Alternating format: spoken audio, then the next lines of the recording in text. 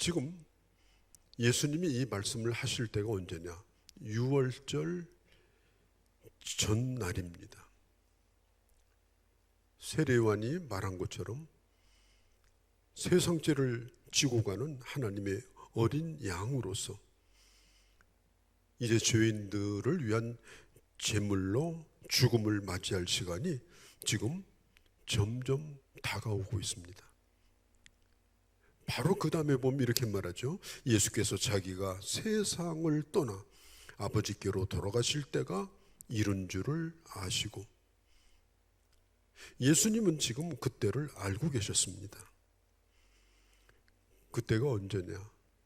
세상을 떠나가실 때입니다.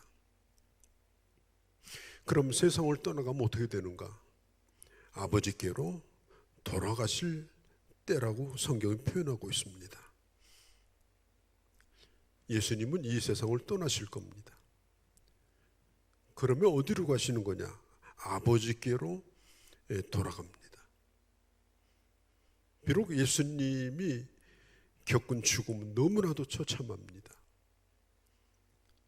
그야말로 인간이 볼 수 있는 최악의 비참한 그런 모습입니다. 그렇지만 우리 예수님께서 그 모든 일을 다 끝내시고 어디로 가시는가?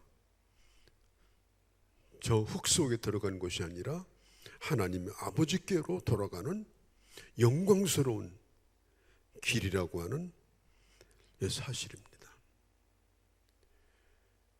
그러면서 우리 주님이 하신 말씀이 뭐냐? 세상에 있는 자기 사람을 사랑하시되 언제까지?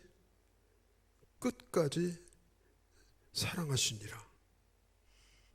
세상에 있는 자기 사람들, 세상에 있는 자기 사람들이 누구일까요?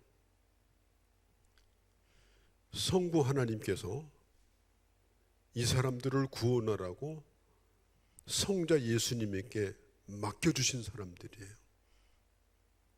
하나님께서 선택하시고 뽑으셔서 이들을 위해서 죽으라고, 이들을 구원하기 위해서 희생하라고 맡겨주신 그들을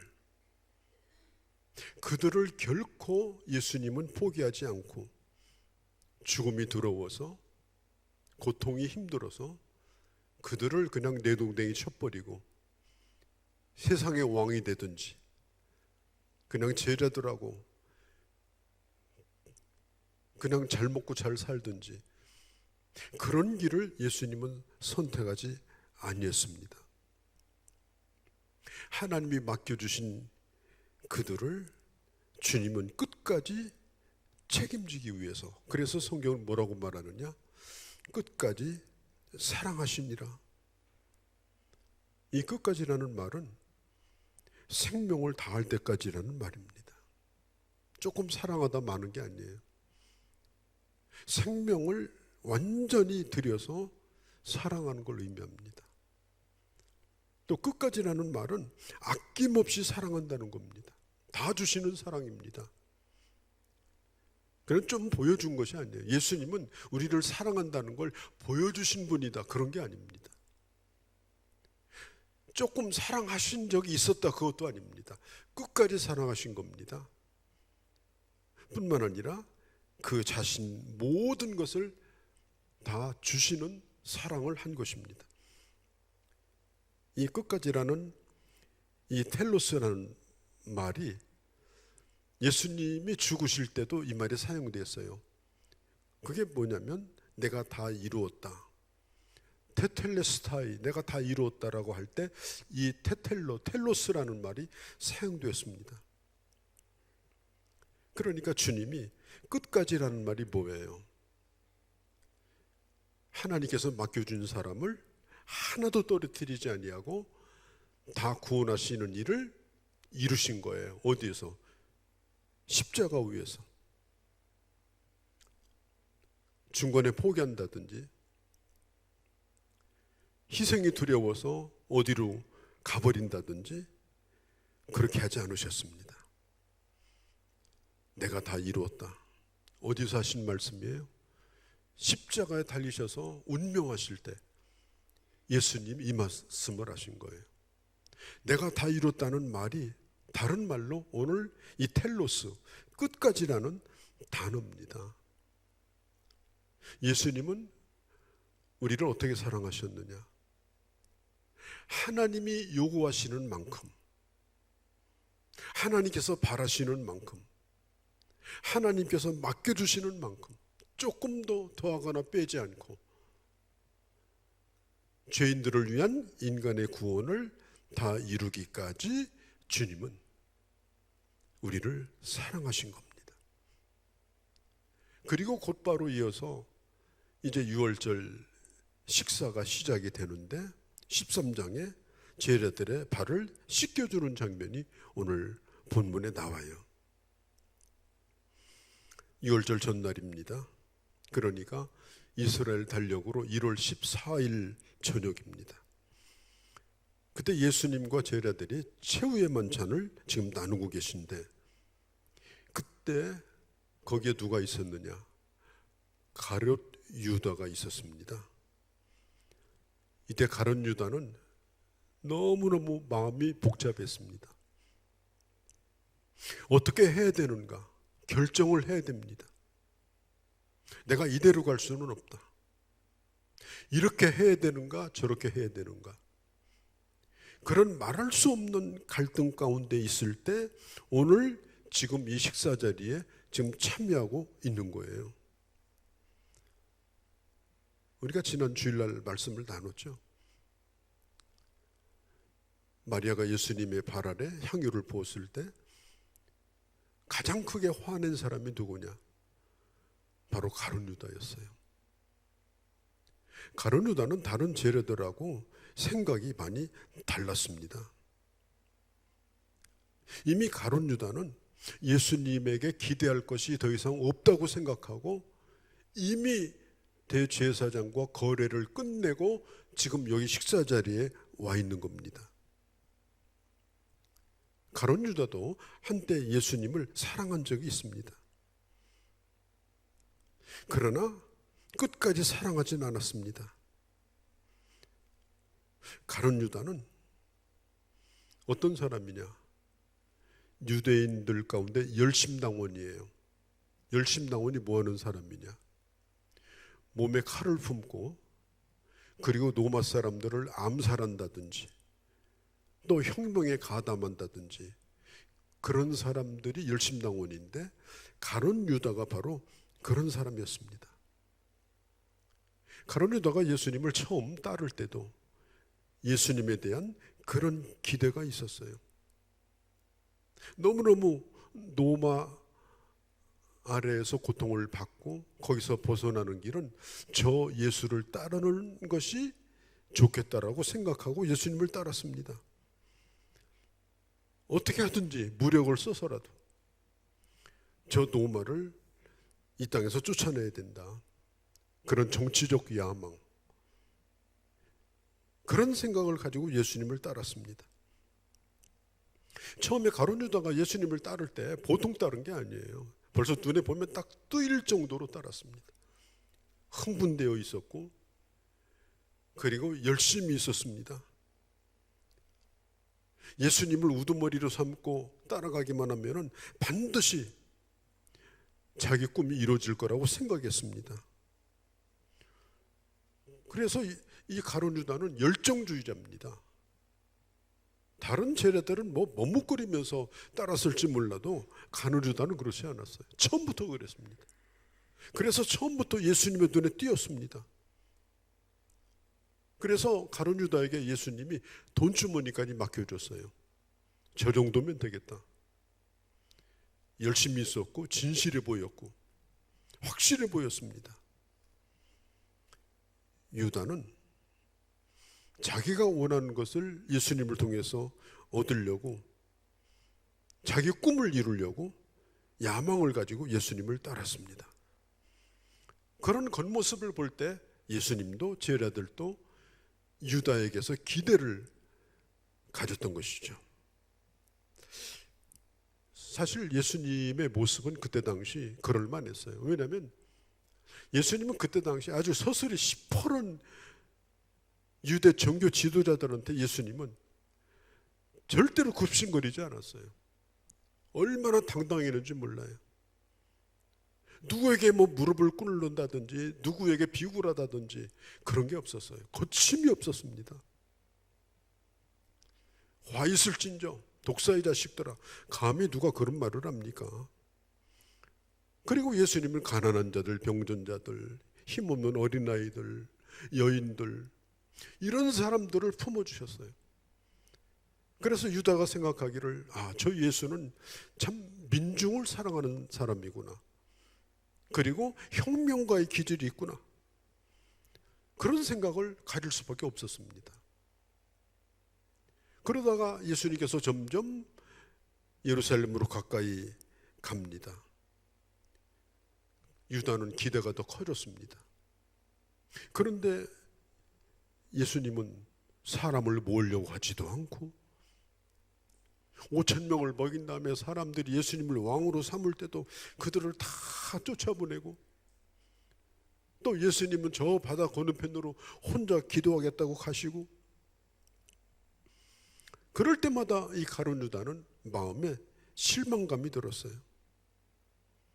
또 한 번 어떤 훌륭한 청년이 예수님을 따르려고 하니까 부자는 천국에 들어가는 것이 어렵다 그러면서 내쫓아버렸어요.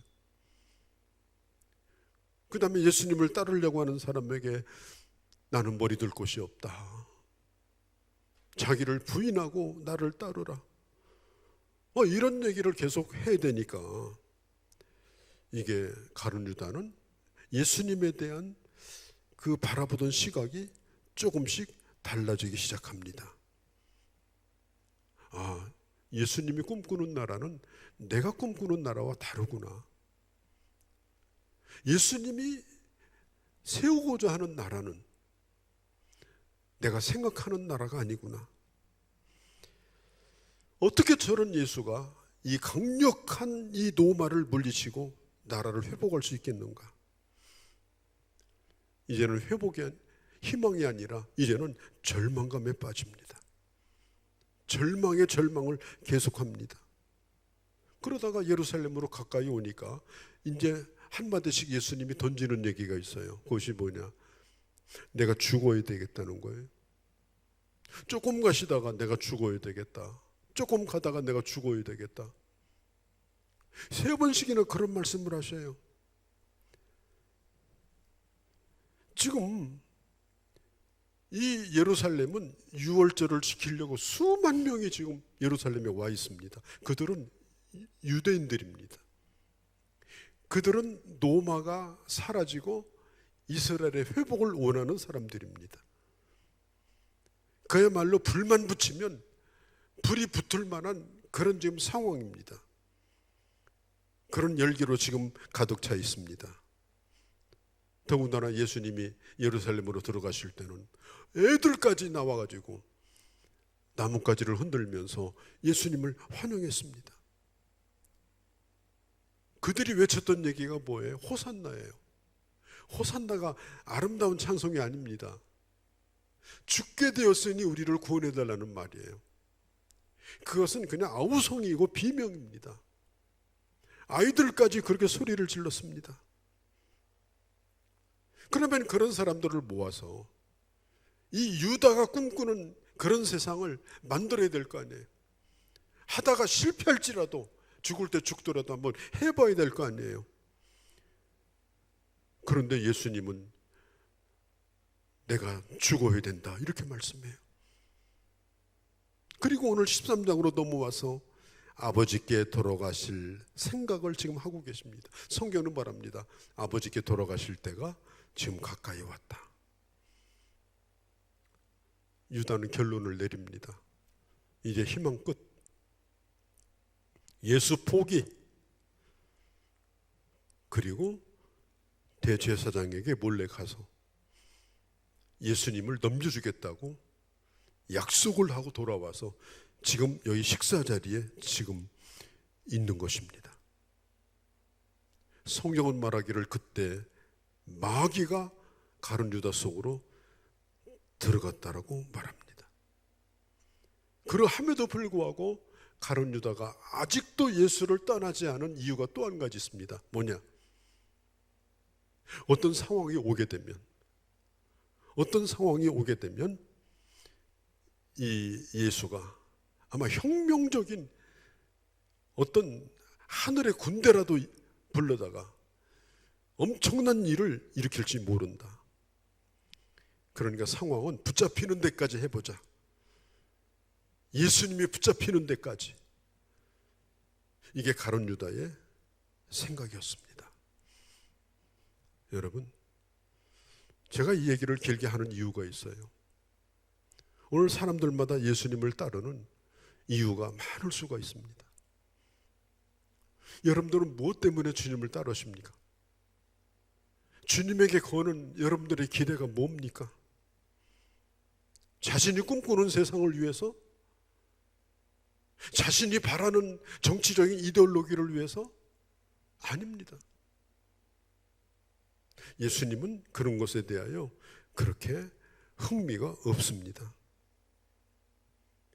만일 우리가 꿈꾸는 인생, 내가 꿈꾸는 가정, 내가 꿈꾸는 나라, 그것을 다 들어줄 거라고 하는 기대를 가지고 자기 식대로, 자기 입맛대로 예수님을 사랑합니다. 어느 동안은 그럴 수 있습니다. 그러나 결국은 그는 가룟 유다의 길을 걸어가고 말 겁니다. 가룟 유다는 한때 주님을 열정적으로 사랑했지만 그러나 끝까지 사랑한 사람은 아니었습니다. 결국에 가서는 예수님의 사랑을 거절했습니다. 예수님을 버리겠다는 생각을 그는 하게 되었습니다. 그러니까 이 가룟 유다에게 있어서 예수님은 하나님의 아들이 아니었고 자기 꿈을 이루어줄 우상과 같은 분이었어요. 여러분, 예수님은 우리 꿈을 이루어주시는 우상 같은 분이 아닙니다. 예수님은 하나님의 아들이십니다. 그분은 하늘의 보좌를 버리고 이 땅에 오신 그분 자신이 하나님이십니다. 그분은 우리의 왕이십니다. 내 욕망을 채워주는 그런 우상이 아닙니다. 끝까지 나를 사랑하시는 것을 믿는 사람, 주님은 끝까지 나를 사랑하신다. 주님은 끝까지 나를 버리지 아니하신다. 그리고 주님이 원하는 나라는 이 세상에서 잘 먹고 잘 사는 나라가 아니다. 하나님의 나라이다. 그래서 내가 이 세상에 살아있을 동안 내 모든 기대도, 내 모든 꿈도, 내 모든 계획도 하나님 앞에 맡기고 그리고 하나님을 사랑하는 것, 그게 바로 예수님이 우리에게 기대하시는 겁니다. 가룟 유다도 한때 주님을 따랐지만 끝까지 그렇게 하지는 못했습니다. 3절에 보면 이렇게 말해요. 저녁 먹는 중에, 지금 식사 시간이 됐습니다. 저녁 먹는 중에 예수는 아버지께서 모든 것을 자기 손에 맡긴 것과 또 자기가 아버지께로 오셨다가 하나님께로 돌아갈 것, 하나님께로 왔다가 하나님께 돌아갈 것을 그는 알고 계셨습니다. 여기 보면 매우 중요한 말이 나와요. 1절에도 나오고요 3절에도 나옵니다. 그게 뭐냐? 아버지께서 자기에게 모든 걸 맡기셨다는 겁니다. 예수님은 이 디돔이라고 하는 이 맡겼다는 말이 뭐냐? 책임지라고 주신 것을 맡긴 거예요. 그게 누구예요? 우리 자신이에요. 우리들이고 그리고 제자들이고. 하나님께서 어떤 사람을 구원하려고 택하셨어요. 택했지만 그 죄를 씻어주지 않고서는 그는 하나님 앞에 올 수가 없어요. 반드시 대신 피를 흘려야 될 자가 있어야 됩니다. 반드시 제물이 되어야 될 자가 있어야 됩니다. 하나님이 택한 자라도 이것이 없이는, 이 증보자가 없이는 이게 가능하지 않습니다. 그 증보자로 이 세상에 보내신 분이 누구냐? 바로 예수 그리스도입니다. 예수님이 이 세상에 오신 목적이 뭐예요? 죄인을 위한 제물로 오신 겁니다. 죄인을 위해서 대신 죽을 자로 오신 겁니다. 그러니까 예수님에게 우리 영혼이 달려있는 거예요. 예수님이 그 일을 거부하신다면, 가룟 유다의 꿈처럼 예수님이 세상의 왕이 되는 것으로 그 꿈을 접어버린다면 우리 죄인들에게는 아무런 소망이 없습니다.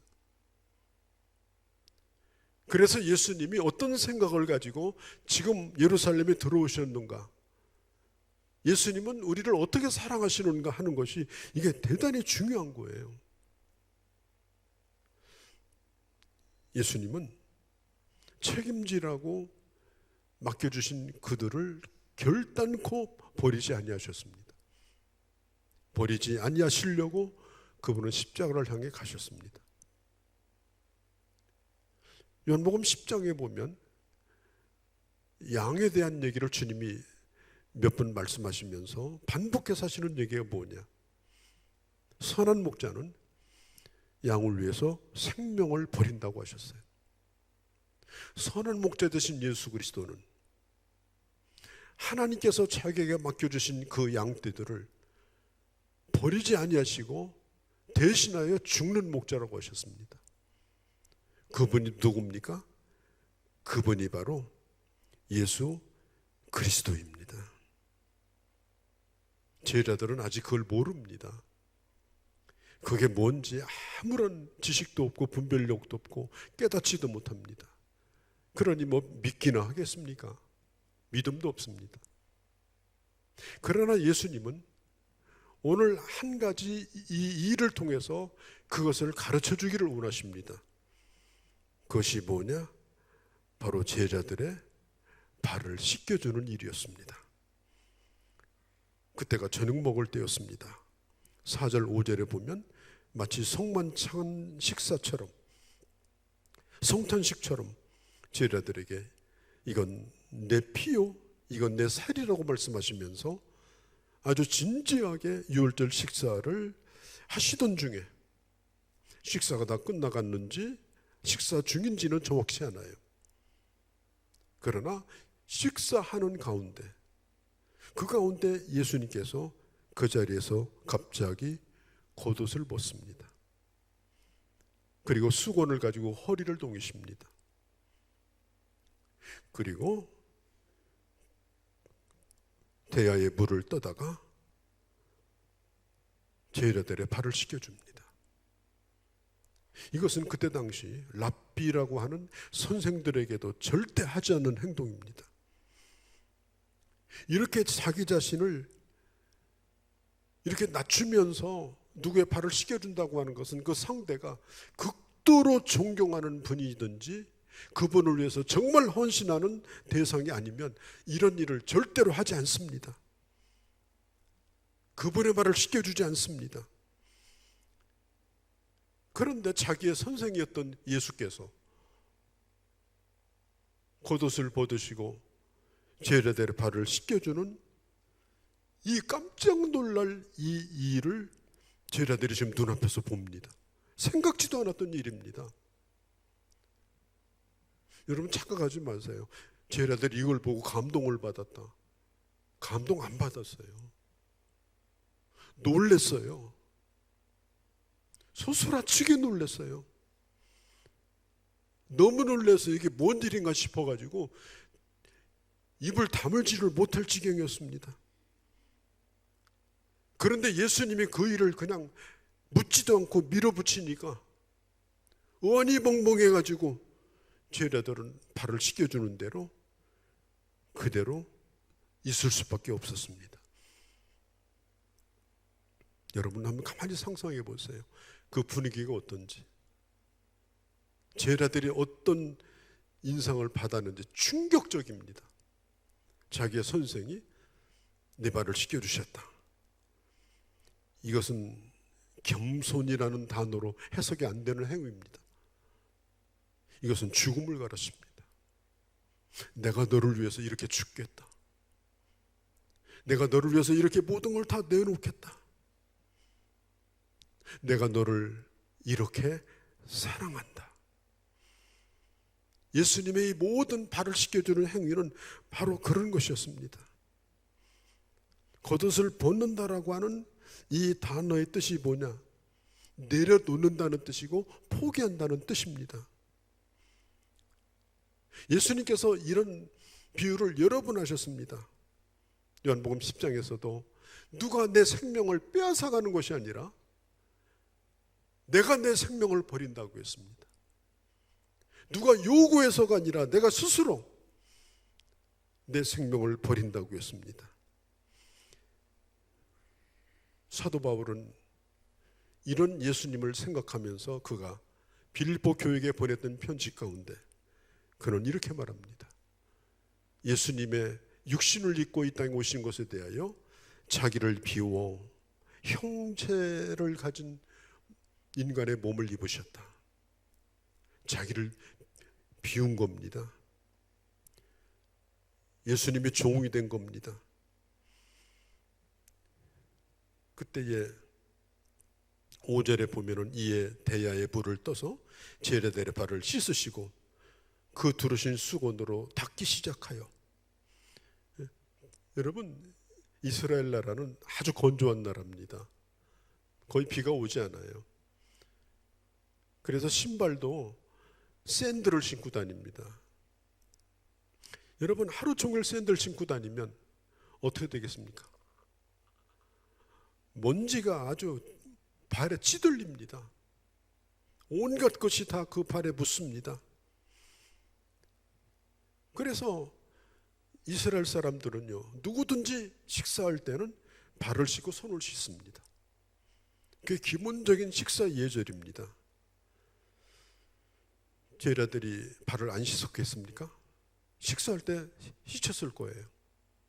손을 안 씻었겠습니까? 씻었을 거예요. 제자들이 손 씻는 거 깜빡 잃어버렸기 때문에 씻어준 게 아니에요. 어떤 설교자는 그렇게 설교합디다마는 그렇지 않습니다. 손발을 씻지 않고서는 밥을 안 먹게 돼 있습니다. 그들이 손발을 이미 씻었습니다. 그럼에도 불구하고 예수님이 중간에 일어나셔가지고 그들의 발이 더러워서 씻겨준 것이 아니에요. 아유, 때국물 많이 나오네, 깨끗이 닦고 다녀야지, 이게 아닙니다. 발을 씻겨주는 그 행위, 발을 씻겨주는 그 의미, 그것을 제자들에게 깊이 각인시켜 주려고 지금 이런 행동을 하고 있는 거예요. 뭐 제자들에게 다음부터는 발을 깨끗이 씻고 밥 먹어야지, 그런 얘기가 아닙니다. 지금 이것은 우리 예수님이 이 땅에 오신 것은 섬김을 받으러 온 것이 아니고 섬기러 왔다는 것, 다른 사람의 목숨을 빼앗으려고 오신 것이 아니라 자기 목숨을 내어놓으려고 오셨다는 것, 그리고 아직도 뭔 일인지도 모르고 지금 자기 발을 씻겨주는 그 제자들, 당황하고 있는 제자들, 나는 그들을 결코 버리지 않겠다. 나를 이해하든지 못하든지 나는 내 제자들을 결코 버리지 않겠다. 끝까지 사랑하겠다.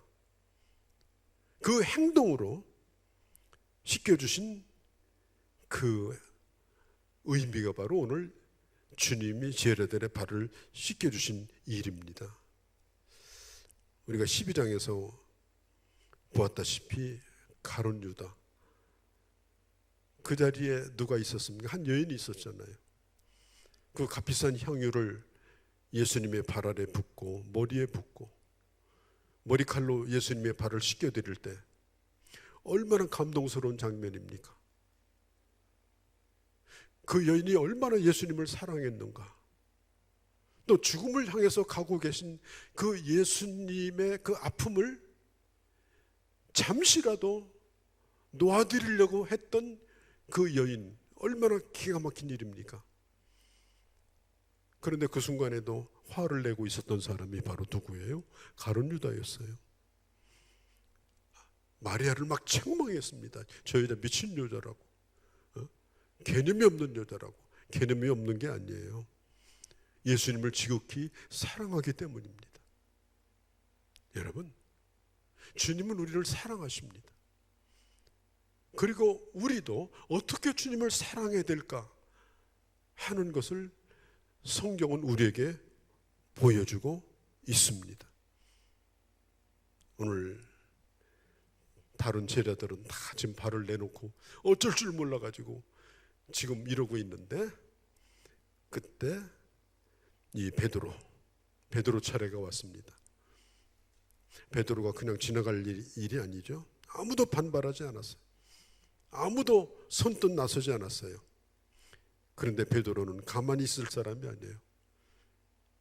6절의 하반에 보면 주여 내 발을 왜 씻으십니까? 그랬어요. 이것은 선생이 해야 될 일이 아닙니다. 이것은 장차 예루살렘에 가서 왕이 돼가지고 우리에게 좌의정 우의정 자리를 주실 지금 당신이 할 일이 아닙니다.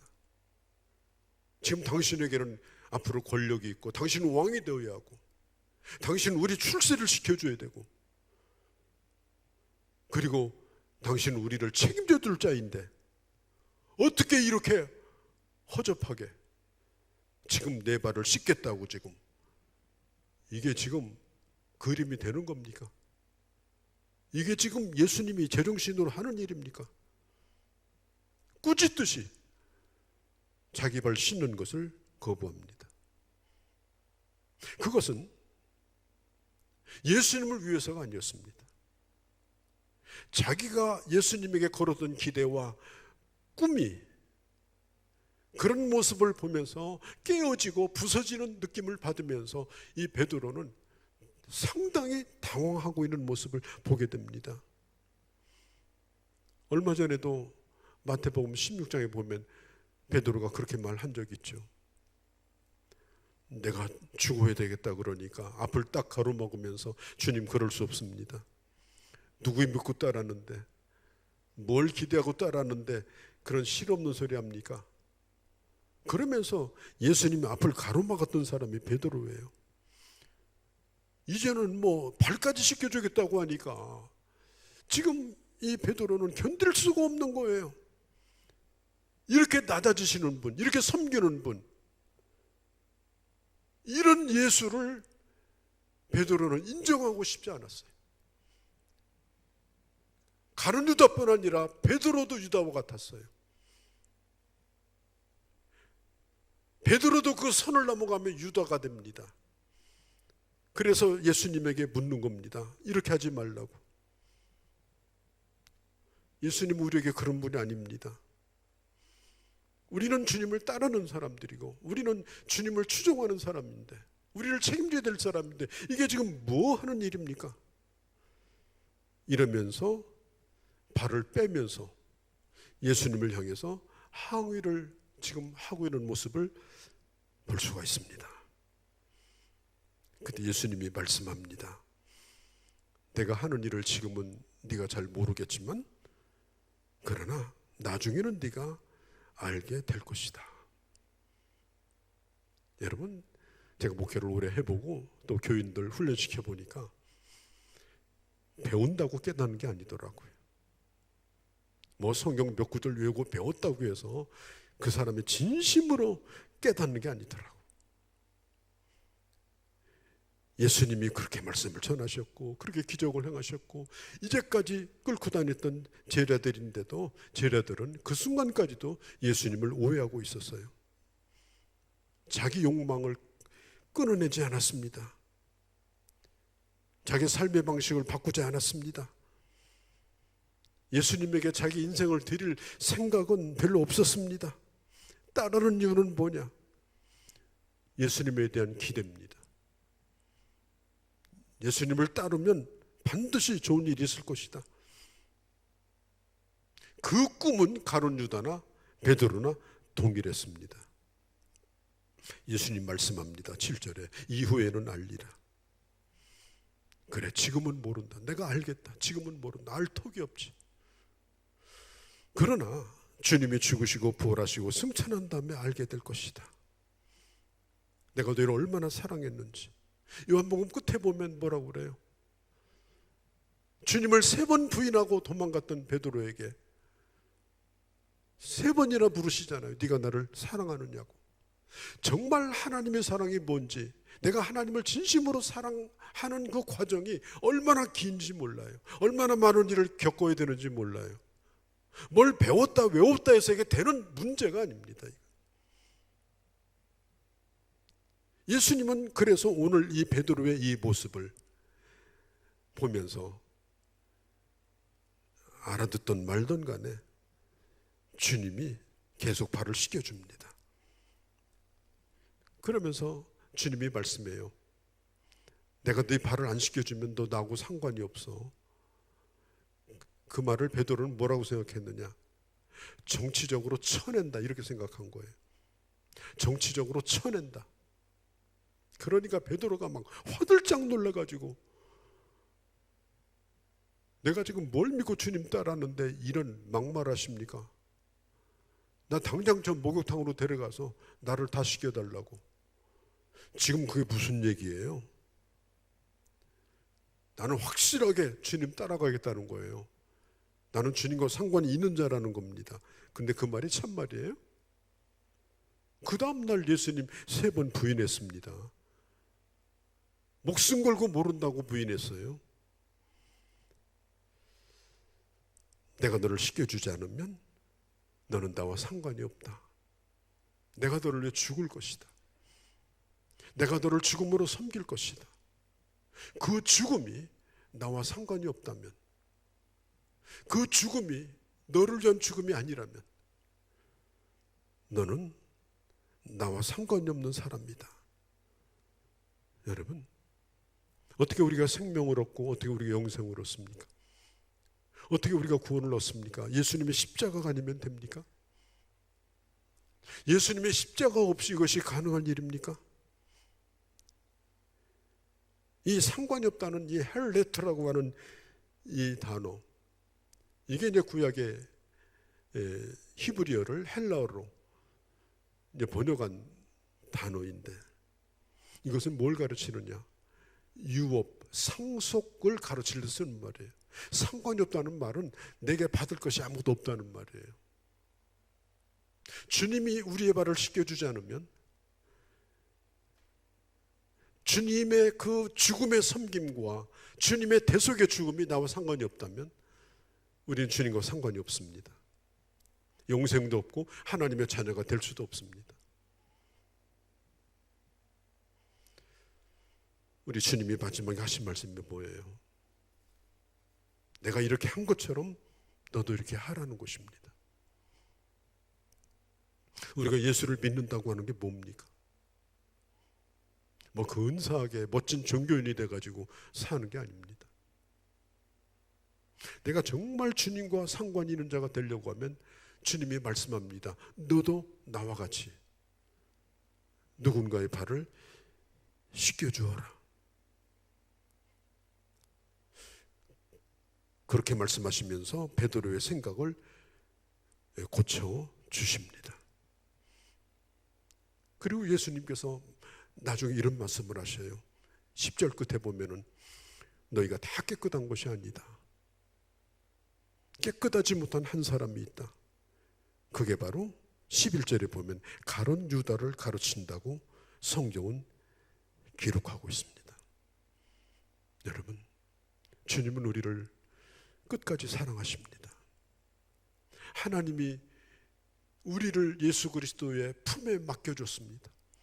주님은 우리를 품으시고 십자가에 죽으셨습니다. 우리를 품으시고 피 흘리셨습니다. 우리를 놓지 아니하시고 십자가에서 내가 다 이루었다고 주님은 고통 가운데서 말씀하셨습니다. 우리를 끝까지 사랑하신 겁니다. 그리고 주님도 우리에게 말씀합니다. 내가 너를 이렇게 한 것처럼 너도 누군가를 사랑하고 네가 영혼을 사랑하고 하나님을 사랑하는 것뿐 아니라 하나님의 주신 사람을 사랑하는 일에 있어서도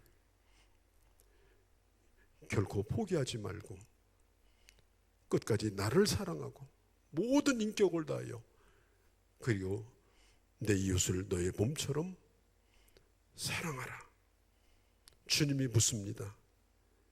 네가 이것을 알겠느냐? 우리도 이 시간 다 알지 모를지는 저도 모르겠습니다만은 우리가 우리의 신앙 고백으로 주님, 저도 이걸 알겠습니다. 주님은 스승이며 우리의 종이 되셨습니다. 주님은 하나님이시며 우리를 섬기는 자가 되셨습니다. 주님은 하나님이시며 인간이 되었습니다. 그분은 종만도 아니고 스승만도 아니고 그분은 하나님만도 아닙니다. 그분은 그의 모든 것입니다. 종이기도 하고 우리의 스승이기도 하고 그분은 우리 구원자이기도 하고 우리 하나님이기도 합니다. 어떤 주어진 권력이 바로 내가 아닙니다. 저는 우리 교회 담임 목사입니다. 담임 목사는 성도들 가운데서 하나님이 부르셔서 세운 사람이지 어디 하늘에서 내려온 사람이 아닙니다. 성도들 중에 한 사람이지만 성도이면서 또한 담임 목사라는 목사로서 일을 하는 것입니다. 그러니까 인간의 권위라고 하는 것은 그것은 부질없는 일입니다. 저도 그렇고 여러분도 그렇고 오늘 이 시간 주께서 물으십니다. 내가 너희에게 한 것을 네가 아느냐? 주님, 더욱더 알기를 원합니다. 더욱더 알아가기를 원합니다. 주님의 사랑이 얼마나 큰지, 그리고 그 사랑에 응답하며 사는 것이 얼마나 영광스러운 삶인지, 이런 고백이 우리 모두의 고백이 되어주시기를 주의 이름으로 축원합니다. 거룩하신 우리 아버지, 마지막 유월절 식사에서 제자들의 발을 씻겨주면서 일어났던 이 일들, 이것의 깊은 뜻이 무엇인지 다시 한번 저희들 마음에 깊이 새기게 하시고 우리를 끝까지 사랑하신 예수님, 우리도 또한 주님을 그렇게 사랑하면서 주님의 제자로서 주님을 따라가는 그런 남은 삶이 되게 하여 주시옵소서. 우리 주 예수님의 이름으로 기도하옵나이다.